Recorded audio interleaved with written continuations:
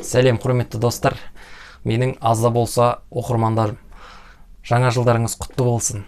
Жаңа жылда жаңа бақыт, жаңа табыс алып келсін. Сіздерге осы жылға Алла тағала үлкен бақытты нәсіп етсін.